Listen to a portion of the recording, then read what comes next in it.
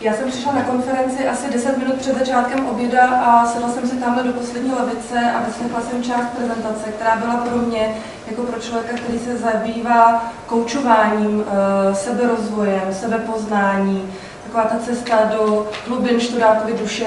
Když jsem slyšela po 18. slovo proces, kvalita, systém, tak jsem si nebyla úplně jistá, jestli jsem na správném místě. Každopádně doufám, že alespoň 20-minutová ukázka nebo minimálně odbočka od tématu takových těch technických, procesních věcí pro vás bude minimálně osvěžením a ideálně inspirací. Je jediná jistota, a to je, že změna je trvalá, konstantní, nedá se zastavit.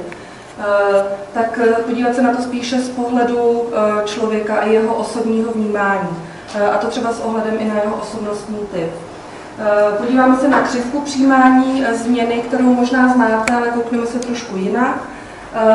A já, pokud bude příležitost, tak bychom mohli tady modelovat určité cvičení, jak se chová jednotlivci v průběhu změn. To nechat být a nechat je, aby to dělali tak, jak oni potřebují, protože pak ta výkonnost skutečně stoupá. A nemusíte tolik dodávat, je to levnější, tolik empowermentu.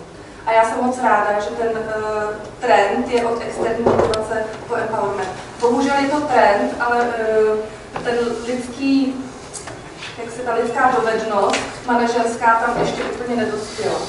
Jo, protože my jdeme od toho, no a co by tebe nejvíc, a co by tebe říkat? To je sice bezvadně, rodili to takhle. Jo, takže dáme prostor a zašlápneme. Takže tolik krátce, alespoň k empowermentu.